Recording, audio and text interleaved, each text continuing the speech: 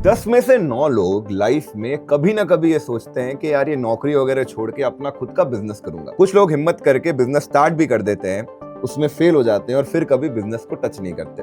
मेरे पास कई सारे लोग आते हैं जिन्हें मैं फ्यूचर प्रेन्योर्स बोलता हूँ। ऐसे लोग जो फ्यूचर में कभी बिजनेस स्टार्ट करेंगे लेकिन उसके बारे में सोचते रहते हैं। उनको मेजरली 3 प्रॉब्लम्स आती है। वो बोलते हैं कि भैया कोई बढ़िया आइडिया नहीं है, या फिर बोलते हैं कि आइडिया तो है लेकिन पैसा नहीं है, या बोलते हैं चलो पैसा भी है लेकिन डर बहुत लग रहा है, फैमिली में किसी ने कभी बिजनेस नहीं किया, बिजनेस का कोई एक्सपीरियंस नहीं है, डूब गया तो, लॉस हो गया तो। देखो मैं सच बोलूं ना, बिजनेस की जर्नी में the hardest part is this 0 to 1। मतलब एक आइडिया को पहले रेवेन्यू तक ले जाना, उसके बाद उसे स्केल करना इज फार इजियर। और मुझे ना बिजनेस को 0 to 1 बिल्ड करने में बहुत मजा आता है। पिछले 12-15 साल के अपने एक्सपीरियंस में मैंने 9 अलग अलग तरह के बिजनेसेस बिल्ड किए हैं, from FMCG to publication, from content to education. पैसा भी रेस कराया है, लाखों करोड़ रुपए मार्केटिंग के लिए जलाए भी हैं, सैकड़ों लोगों को हायर किया है, डजन्स ऑफ लोगों को फायर भी किया है, मल्टी करोड़ रेवेन्यू और प्रॉफिट वाले बिजनेस भी बिल्ड करें, और साथ में लाखों रुपए के नुकसान भी मुझे हुए अलग अलग बिजनेस में। तो दोस्तों, इफ यू आर समवन जिसके दिमाग में चलता है कि मुझे एक दिन बिजनेस करना है, या इफ यू आर समवन जो अभी अभी अपना बिजनेस स्टार्ट कर रहे हो या अपने पहले बिजनेस में हो, तो आज के इस वीडियो में मैं अपने ऑल 9 बिजनेसेस से एक एक लर्निंग, एक एक लेसन आपको बताने वाला हूँ। ऐसा लेसन, ऐसी लर्निंग जिसने या तो मुझे बहुत फायदा पहुंचाया है या बहुत नुकसान करा है। एज अ अर्ली फाउंडर अगर आप जान लेंगे तो आपको बहुत फायदा होने वाला है। तो हेलो दोस्तों, मेरा नाम है ऋषभ जैन, AK जागरूक RJ। आप देख रहे हैं लेबर लॉ एडवाइजर, और हमारे इस वीडियो के प्रायोजक हैं एमरजेंट। एमरजेंट पर आप बिना कोड किए अपने लिए एक कस्टम ऐप या फिर एक साइड इनकम टूल बना सकते हैं। More on that letter.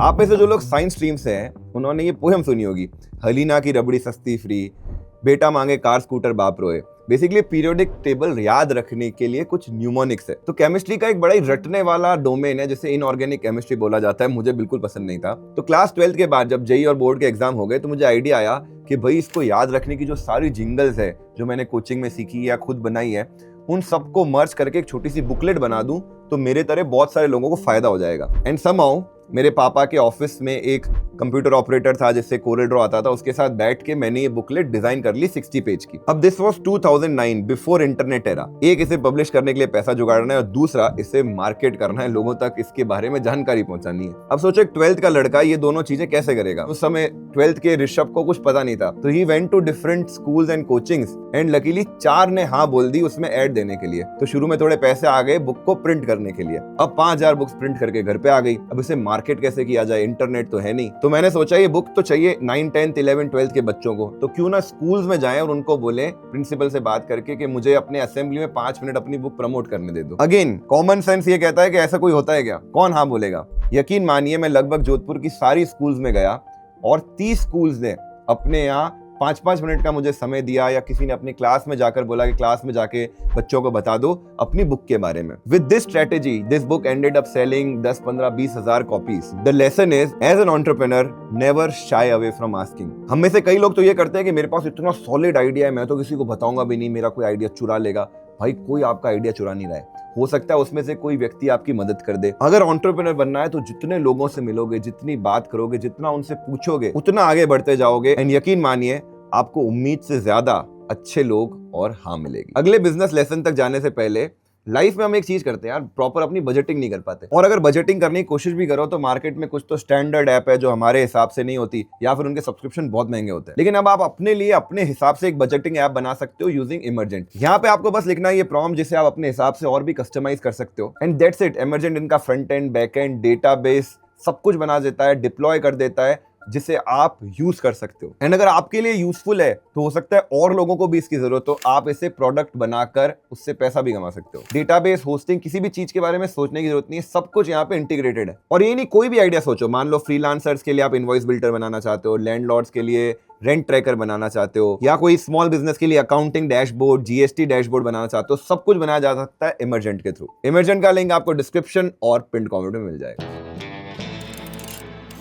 College से स्ट्रक्चरल इंजीनियरिंग की पढ़ाई करने के बाद जो पहला वेंचर, पहला बिजनेस मैंने स्टार्ट किया वो था एक स्ट्रक्चरल इंजीनियरिंग कंसल्टिंग। काम क्या था कि जो बिल्डिंग्स है उसमें बीम्स कहाँ लगेगी, उसमें कितना स्टील वगैरह लगेगा, एक टेक्निकल काम था। मैं बड़ा कॉन्फिडेंट था कि भाई आईआईटी की अपने पास डिग्री है, अपने पास अच्छा पार्टनर है, काम अपन बढ़िया करेंगे, ठीक ठाक पैसा मिल जाएगा। लेकिन यहाँ लगा मुझे बहुत जोरदार धक्का। तो ये जो स्ट्रक्चरल डिजाइन का काम है, लाइक बहुत सारे अलग अलग काम, इट्स अ कंप्लीटली कॉमोडिटाइज्ड वर्क। इसका क्या मतलब हुआ, जैसे कि गेहूं या फिर स्टील या फिर हेयर कटिंग, इस सब की मार्केट में एक रेट फिक्स्ड है। आप कुछ भी करके इससे बहुत ज्यादा रेट चार्ज नहीं कर सकते। तो मैं भी जब आर्किटेक्ट्स के पास काम लेने गया तो उनको कोई मतलब नहीं मेरी आईआईटी की डिग्री से। उन्होंने बोला कि भाई हम तो आपको 3.5 रुपए पर स्क्वायर फीट रेट देते हैं और हमको 4 प्रोजेक्ट दे रहे हैं, तब आपको तो नेगोशिएट करके हम 2.5 रुपए ही देंगे।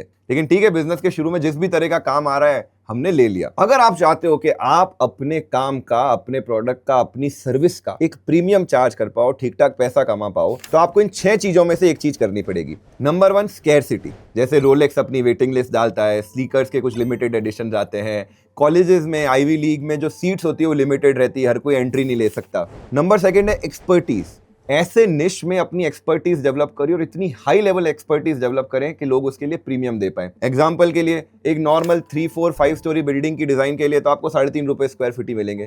लेकिन अगर आप बोलोगे कि यार मुझे बुर्ज खलीफा डिजाइन करवानी है, तो शायद दुनिया में 2, 4, 5 लोग ही होंगे जो उस लेवल की बिल्डिंग डिजाइन कर सकते हैं। तो उसके लिए आप ऑफकोर्स प्रीमियम चार्ज कर सकते हैं। अगर आप बोलेंगे कि मैं इनकम टैक्स रिटर्न फाइल करूंगा, उसके लिए 20,000, 50,000 रुपए चार्ज करूंगा, कोई नहीं देगा। लेकिन अगर आप एक मर्जर एंड एक्विजिशन के स्पेशलिस्ट कंसल्टेंट हो, तो आप 20 लाख, 50 लाख, 1 करोड़, 10 करोड़ भी फीस चार्ज करेंगे बड़े मर्जर के लिए, तो लोग आपको देंगे क्योंकि आपके पास एक्सपर्टीज है। 3rd है पर्सनल ब्रांड। अब मैं बाल कटाने के वैसे मुझे ज्यादा जरूरत नहीं है, कितने रुपए दे दूंगा, 100 रुपए, 200 रुपए, 300 रुपए, हद मार के 500 रुपए। लेकिन अगर कोई बोलेगा कि भाई जावेद अबीब खुद आके आपके बाल काट रहा है, तो मैं मे भी उसको 5,000 रुपए भी दे दूं।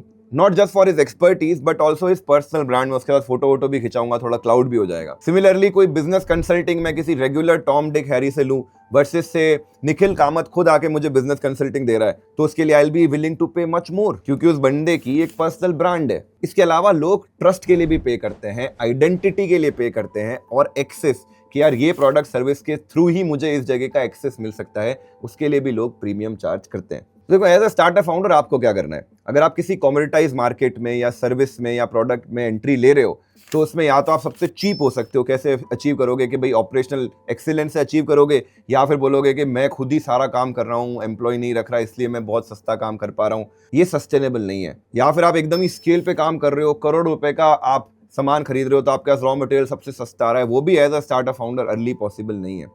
तो आप क्या कर सकते हो, आप अपनी प्रोडक्ट या सर्विस में डिफरेंशिएटर क्रिएट कर सकते हो। इसका एक परफेक्ट एग्जांपल देता हूँ। कल मैं एक स्टार्टअप फाउंडर से बात कर रहा था, वो कुछ कस्टम प्रिंटिंग की मशीन्स बेचते हैं। वो बोलते हैं कि यार मैं ये मशीन 15,000 में बेचता हूँ, लेकिन मेरा जो बायर है वो आके बोलता है कि भाई गुड़गांव में तो 11,000 की मिल रही है, नोएडा से मंगवा रहा हूँ मैं तो 11,000 की मिल रही है। तो मैंने थोड़ा अपना बिजनेस मॉडल चेंज किया। मैंने बोला कि मैं ये मशीन नहीं बेच रहा हूँ, मैं ये पैकेज बेच रहा हूँ 75,000 का, जिसके अंदर आपको मशीन भी मिलेगी, ट्रेनिंग भी मिलेगी, कुछ रॉ मटेरियल जो खुद ये बिजनेसमैन ही सप्लाई कर रहा है वो भी मिलेगा। अब ये ऑफरिंग जो हो गई एकदम कंप्लीटली डिफरेंट ऑफरिंग हो गई जो मार्केट में अवेलेबल नहीं है। तो बंदा इसको कंपेयर नहीं कर पाएगा तो इसी के साथ जाएगा। तो आप अगर एक ऐसा प्रोडक्ट या ऐसी सर्विस मार्केट में लेके आ सकते हैं जिसे इजीली कंपेयर नहीं किया जा सके, तभी आप उसके लिए एक प्रीमियम चार्ज कर पाएंगे। This was my lesson number 2। College के बाद जो मेरा सेकंड स्टार्टअप था, एडटेक वेंचर था, क्यूरियो लोग बोलते हैं, लेकिन क्रियो था। मैं और मेरे जो फ्यूचर पार्टनर होने वाले थे, जो मेरे कॉलेज सीनियर भी थे, हम जब मिले, हमने डिस्कस किया, आइडिया दोनों को पसंद आया, साथ में हमने काम करने का डिसाइड किया, लेकिन कोई भी पेपर वर्क नहीं किया। वी जस्ट सेट के चलो काम करते हैं, देखते हैं, स्टार्ट करते हैं। कुछ महीने जब काम किया, चीजें बिल्ड होने लग गई, हमारा कुछ रेवेन्यू आने लग गया, प्रोडक्ट रेडी हो गया। तो एक दिन हम एक पार्क की बेंच पर बैठे, मेरे पार्टनर मुदित ने बोला कि भाई किसकी कितनी इक्विटी रहेगी, चलो डिसाइड कर लेते हैं। कैसे डिसाइड करा? उन्होंने एक पेपर अपने पास रखा, एक पेपर मुझे दिया, बोला तुझे इक्विटी क्या लगती है कि तेरे पास कितनी होनी चाहिए और कितनी मेरे पास होनी चाहिए, वो इस पेपर पर लिख दे। मुझे क्या लगता है वो मैं इस पेपर पर लिख दूंगा, और जो भी नंबर आएगा उसका हम एवरेज आउट कर देंगे। एंड पता है जो हमने परसेंटेज वहां पे डाली थी वो जस्ट 5% अपार्ट थी। सो हमारा जो इक्विटी का डिस्कशन बाकी स्टार्टअप्स में जिसमें लोगों की लड़ाइयां हो जाती है, बिजनेस बनने से पहले ही फेल हो जाते हैं, it just took 2 minutes. Exact same story repeat हुई एलएलए के साथ भी। जब मनदीप और मैंने एलएलए स्टार्ट किया था, हमने कोई भी पेपर वर्क नहीं किया। हमने बस एक ज्वाइंट अकाउंट खुलवाया और अपना बिजनेस स्टार्ट कर दिया। तो काफी अर्ली फाउंडर्स ना एक मिस्टेक करते हैं कि भाई या तो ऐसे को फाउंडर के साथ काम करेंगे जिसपे उनमें ट्रस्ट ही नहीं है। प्लीज सबसे पहले कोशिश करो कि ऐसे को फाउंडर को ढूंढ पाओ जिसपे आप भरोसा कर पाओ। एंड नंबर सेकंड, पहले इतना अपना स्ट्रक्चर कॉम्प्लेक्स कर लेते हैं, एक प्राइवेट लिमिटेड बना लेंगे और बहुत सारे रजिस्ट्रेशन ले लेंगे वगैरह वगैरह।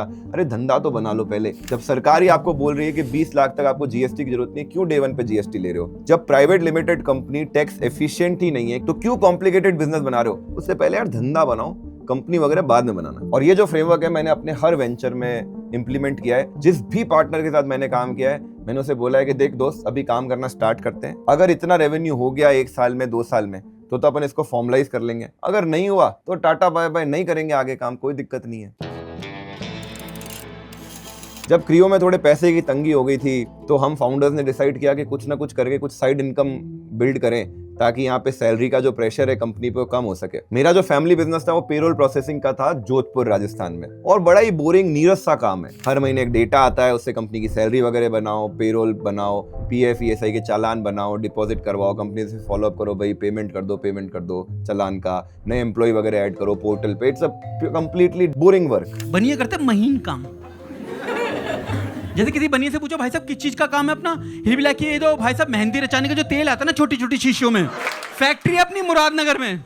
लेकिन नंबर 1, इस तरह की बोरिंग वर्क की मार्केट में डिमांड है क्योंकि सरकार ने कंप्लायंसेस मैंडेटरी कर रखी है। एंड दूसरा, आपको अपने प्रोडक्ट को एक्सप्लेन करने की जरूरत नहीं। लोगों को पता है कि भाई ये सर्विस चाहिए हमें, आपको बस जाके अपनी वो सर्विस ऑफर करनी है। तो जिस दिन मैंने डिसाइड किया कि हम ये काम जयपुर में स्टार्ट करेंगे, अगले 6 महीने में आई ऑनबोर्डेड 17 क्लाइंट्स। और इसमें रिटेनर पे काम होता है, मतलब हर महीने 2000 रुपए, 3000 रुपए, 5000 रुपए, 7000 रुपए फिक्स रेट आपको मिलती रहेगी। 6 महीने में हमने 50-60 हजार रुपए का रिकरिंग रेवेन्यू इससे जनरेट करना स्टार्ट कर दिया था। और ज्यादातर बिजनेस इस माइलस्टोन तक भी नहीं पहुंच पाते। तो बिजनेस का जो ग्लैमर है ना, जो न्यूज में आता है, मीडिया में आता है, किसी ने यूनिकॉर्न बना दिया, सुनिकॉर्न बना दिया, कोई हजारों लाखों में कोई एक धंधा होता है भाई। बाकी कई सारे प्रॉफिटेबल जो बिजनेस है ना वो इसी तरह के बोरिंग बिजनेसेस है। And they are fantastic businesses. बढ़िया लाइफस्टाइल है, बढ़िया प्रॉफिट है, बढ़िया रेवेन्यू है, बस ग्लैमर नहीं है। भाई BMW ऑडी बना देता है आदमी।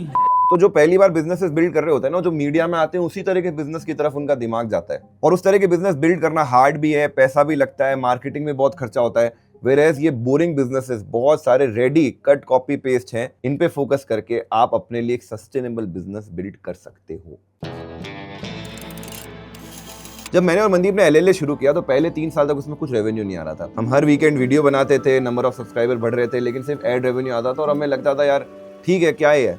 3 साल तक वीडियोस लगातार बनाने के बाद हमें एक चीज समझ आई कि हमने वीडियो नहीं बनाया, हमने डिस्ट्रीब्यूशन बनाया, लोगों का ट्रस्ट बनाया, भरोसा बनाया, ब्रांड बनाया। एज एंटरप्रेन्योर जब तक आपके पास कोई बढ़िया आइडिया नहीं है ना तो बैठे नहीं रहना है, या आपके पास पैसा नहीं है तो बैठे नहीं रहना है, प्रोडक्ट नहीं बना सकते हो तो बैठे नहीं रहना है। क्या करना है आपको अपनी कहानी बनानी है, आपको अपना डिस्ट्रीब्यूशन बनाना है। Let's take ULIP and let's say you need a creator who says ULIP is absolutely terrible. I would get Mandeep from Labor Law Advisor who was fooled by ULIP, because of which his entire family savings was stuck. They went through a bad time because of ULIP, and from that day onwards he started speaking against ULIP and started Labor Law Advisor to educate people on how to pick the right financial instruments. That's a story.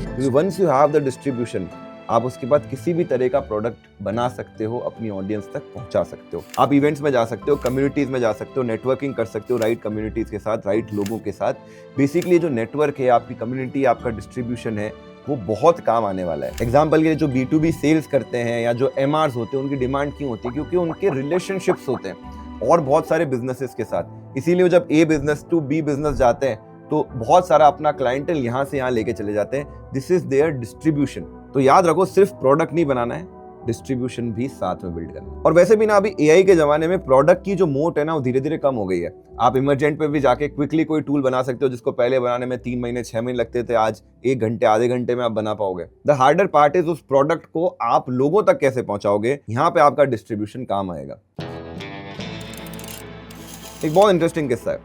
मेरा एक दोस्त है, वो भी अपना एक YouTube channel चलाता है, बहुत फेमस है, फाइनेंस का एक चैनल है। मैं 2020 में जब उससे मिला था, उस समय मैं अपना पेरोल का हमारा जो फ्लैगशिप कोर्स है उस पर काम कर रहा था, अकेला ही बना रहा था। 6 महीने हो गए थे बनाते बनाते, तो 40 घंटे का कोर्स था। तो मैंने इसको बोला कि ये मैं कोर्स बिल्ड कर रहा हूँ। तो बोला इसको लॉन्च क्यों नहीं कर रहा? मैंने कहा लॉन्च कैसे करूँ, अभी तो बना ही नहीं है। तो बोले हम तो कोर्स बनाने से पहले लॉन्च करते हैं। मैंने कहा क्या मतलब हुआ? उसने बोला देख अपने पास है डिस्ट्रीब्यूशन, अब डिस्ट्रीब्यूशन का फायदा नहीं उठाया तो क्या मतलब है? तो हम जो भी कोर्स का आइडिया सोचते हैं, जो हमें बनाना होता है, उसे हम पहले लॉन्च कर देते हैं, कम्युनिटी में डाल देते हैं या किसी वीडियो में प्लग इन कर देते हैं और उसका लिंक दे देते हैं कि भाई अभी डिस्काउंटेड प्राइस पर ये है, आपकी वैलिडिटी भी आपको एक्स्ट्रा मिलेगी, आप ये चाहो तो ले लो। अब मान लो आउट ऑफ 10,000 लोगों ने जिन तक वो बात पहुंची सिर्फ 2 लोगों ने कोर्स लिया, तो हमें समझ आ जाता है कि भाई ये प्रोडक्ट की मार्केट में डिमांड ही नहीं है, तो हम उसे बनाते ही नहीं है और उन 2 लोगों को विद अपॉलॉजी रिफंड कर देते हैं। बट मान लो अगर वो कोर्स 100 लोगों ने खरीद लिया, तो पहली बात तो समझ आ गया कि मार्केट में डिमांड है, साथ साथ में मोटिवेशन और आ जाता है, एक अर्ली रेवेन्यू आ जाता है, तो कोर्स को आप स्पीड से बिल्ड कर सकते हो। और ये जो अर्ली यूजर्स है इनको आप प्राइस में बेनिफिट दे दो, वैलिडिटी में बेनिफिट दे दो। I was like shocked, blown away कि क्या बात बोल दी भाई। जब ये बात हुई उसके 2 दिन बाद मैंने LLA पर एक लाइव स्ट्रीम करी और लाइव स्ट्रीम में बोला कि देखो ये पेरोल का कोर्स है, इतने इतने लेक्चर्स बन गए, बाकी इतने लेक्चर्स आपके कुछ समय में आ जाएंगे। उस एक नाइट की लाइव स्ट्रीम में 100 कोर्सेज बिके ऑफ 4,000 रुपीज ईच। तो lesson is don't build then sell, बनाने के बाद मत बेचो, बिल्ड एंड सेल। अगला जो बिजनेस है ना, बड़ा आज भी दुख होता है कि यार ये हमें क्रैक करना चाहिए था। तो मेरा जो फैमिली बिजनेस है 40-50 साल से इनटू पेरोल प्रोसेसिंग, फिर हमारा लेबर लॉ एडवाइजर चैनल, उसमें लेबर लॉस की बहुत सारी हम बात करते हैं। तो हमने सोचा था कि यार MSMEs के लिए एक ऐप बनाएंगे जिसमें वो अपने एम्प्लॉय की इजीली पेरोल मैनेज कर पाएंगे, उनकी जो भी कंप्लाइंस वगैरह कर पाएंगे। और उस समय और भी कई सारे ऐसे प्रोडक्ट थे जो मार्केट में आए थे और जिनको फंडिंग वगैरह भी मिली थी। यानी कि यार हम बेटर पॉइज्ड हैं, हमारे पास डिस्ट्रीब्यूशन है, एक्सपर्टीज है, इतने सालों का अनुभव है, हमें ये प्रोडक्ट बनाना चाहिए। हमने बढ़िया प्रोडक्ट, फीचर सब कुछ डिजाइन किया, लेकिन हमारे पास टेक कैपेबिलिटी नहीं थी। तो हमने एक एक्सटर्नल एजेंसी हायर करके जो पूरा टेक पार्ट है ना, उन्हें सुपुर्द कर दिया कि भाई आप बनाओ ये। और हमने पूरा अपना ध्यान लगा दिया मार्केटिंग करने में, कंटेंट बनाने में। एंड ये ऐप लॉन्च होने के बाद हम इस पे 18,000 बिजनेसेस लेके आ गए, ऑनबोर्ड कर दिया। और फिर पता है गड़बड़ कहाँ हुई? गड़बड़ हुई टेक में। ऐप में इतने सारे बग्स आते थे, हम एजेंसी को बोलते थे, वो बोलते हम काम कर रहे हैं। और चूंकि पहली बार हम इस तरह का कोई कॉम्प्लेक्स टेक प्रोडक्ट बना रहे थे, हमें नहीं पता था कैसे इन्हें वेट करना है। हो सकता है एजेंसी के थ्रू भी काम कराया जा सकता था, लेकिन हमने शुरू में भी जो सारी चीजें चेकलिस्ट होती है, जो एजेंसी की वेटिंग होती है, जिस तरह का उनको डॉक्यूमेंट देना होता है, वो सब काम भी हमने ढंग से नहीं किया। तो शायद ही कभी ऐसा होता होगा कि किसी प्रोडक्ट पर जिसपे 18,000 बिजनेसेस आ चुके हैं वो फेल हो गया, ऐप पे 1.3 स्टार रेटिंग हो गई। क्यों? क्योंकि हमारा जो प्रोडक्ट था, कोर टेक प्रोडक्ट था, हमने सोचा कि ये टेक को ही हम आउटसोर्स कर सकते हैं। अगर मेरे पास उस समय एक CTO होता, एक टेक को फाउंडर होता, तो ये प्रोडक्ट 100% सक्सेस हो जाता। लेसन ये सीखा कि आपके बिजनेस का जो कोर है ना, आप उसे कभी आउटसोर्स नहीं कर सकते। 2 साल पहले एक और चुल चली थी कि अब है ना FMCG सेगमेंट में कुछ बनाएंगे, जागरूक चाय। और आज भी जो लोग मिलते हैं जिन्होंने वो चाय टेस्ट करी, बोलते हैं कि यार बहुत बढ़िया चाय बनाई। लेकिन अगेन वो भी बिजनेस बंद हो गया फॉर व्हाटएवर रीजन। लेकिन इसमें एक लेसन सीखा हमने। तो कॉमोडिटाइज बिजनेस वाला एंगल मुझे पता था कि यार आप ये चाय कॉमोडिटी बिजनेस है, आप कुछ भी करके चाय जो 20 रुपए सैशे है, आप उसे 100 रुपए सैशे नहीं बेच सकते हो। तो इसमें हमने स्केल पे काम किया कि यार हर जगह का ऐसा वेंडर ढूंढ के लाएंगे भारत के कोने कोने से, जो सबसे सस्ता हमें फॉइल दे, हमें जो सबसे सस्ता कार्डबोर्ड बॉक्सेस दे, जो हमें सबसे सस्ते स्टिरर्स दे, वगैरह वगैरह। नतीजा ये हुआ कि एक तो टाइम बहुत लग गया हमें सब कुछ करने में, नंबर सेकंड हमारी सप्लाई चेन बड़ी कॉम्प्लेक्स हो गई। कुछ सामान दिल्ली से आ रहा है, कुछ बेंगलोर से आ रहा है, कुछ जयपुर से आ रहा है, रस्ते में डैमेज हो जा रहा है। और फाइनली जो 5,000 बॉक्सेस बनाए थे वो बेचने के बाद हमें रियलाइज हुआ कि भाई ये बिजनेस तो हम वैसे भी नहीं करना है। लेसन ये रहा कि जब बिजनेस स्टार्ट कर रहे हो ना, उस समय स्केल की बात मत सोचो, उस समय सोचो कि कैसे इसको ईजी से ईजी किया जाए। मान लो जो सैशे मैंने पूरे भारत में माताफोड़ी करके इसे 8 रुपए का बनवाया, और मेरा वेंडर जो सिंगल वेंडर था बोल रहा था कि सारा काम मैं करके दे दूंगा, आपको 9 रुपए लूंगा। तो प्लीज तू कर ले, ताकि एज अ बिजनेस फाउंडर मैं फोकस कर सकूं मार्केटिंग में, ब्रांडिंग में, बेसिकली माल बेचने में। 2 रुपए ऊपर लगे कोई दिक्कत नहीं है, लेकिन स्पीड पे आओ और काम फटाफट करो। अपने पास कम से कम काम लो, जो काम आपका कोई वेंडर करके दे पा रहा है आप दे दो भाई, सारे से तू ही करके तू पूरा करके दे दे मुझे। जागरूक जर्नल, पिछले 5 साल से हम ये जर्नल सेल कर रहे हैं। बहुत सारे लोग बोलते हैं कि यार बेसिक कॉपी तो है, एक्चुअली अगर आप देखोगे तो it's a printed book only. क्यों साल दर साल इसमें रिपीट यूजर्स आ रहे हैं? शुरू में हमें भी पता नहीं था, हमें लगा 1 साल का एक्सपेरिमेंट है, हो सकता है फिर ना चले। बट अल्टीमेटली ये जो प्रोडक्ट है इसने लोगों की मदद करी एक हैबिट बिल्ड करने में। आप मार्केट में नोटिस करोगे कि जो भी प्रोडक्ट है जिन्होंने लोगों की हैबिट बदली है, एग्जाम्पल के लिए IRCTC ऐप आई, जब से आपके पास IRCTC ऐप आई, भले ही वो हैंग भी हो रही थी, कितने लोगों ने एक्चुअली टिकट विंडो पर जाकर टिकट कराया? किसी ने नहीं। जब से आपको ब्लिंकिट, स्विगी, इंस्टामार्ट की आदत लग गई है, बड़ा मुश्किल है ग्रोसरी शॉप पे जाके शॉपिंग करना या फिर किसी रेस्टोरेंट पे जाके खाना पैक करवा के लाना। तो जागरूक जर्नल में भी बिकॉज एक हैबिट बिल्डिंग प्रोडक्ट था, प्लस एक कम्युनिटी था जो सब लोग जर्नलिंग की अपनी हैबिट को बिल्ड करना चाह रहे थे, तो इस प्रोडक्ट ने उनको ये हैबिट बिल्ड करने में मदद करी। That's why this is a successful product. तो कोशिश करिए कि आपका जो भी प्रोडक्ट है, क्या वो लोगों की हैबिट बनाने में या हैबिट बिल्ड करने में मदद कर पा रहा है। अगर ऐसा कर पा रहा है तो आपका प्रोडक्ट एक हीरो प्रोडक्ट है। तो आपके बिजनेस की कोई लर्निंग, कोई क्वेरी अगर आप शेयर करना चाहते हैं तो कमेंट में डालिए। और अगर आप अपने लिए कोई कस्टम टूल बनाना चाहते हैं, कुछ ऐप बनाना चाहते हैं, अपने आइडिया की, अपने प्रोडक्ट की MVP टेस्ट करना चाहते हैं, तो एमरजेंट का लिंक आपको नीचे डिस्क्रिप्शन में दे रहा हूं। बिना कोई कोडिंग किए आप अपने लिए एक बढ़िया प्रोडक्ट बना सकते हैं। मिलूंगा अगले वीडियो में। जय हिंद।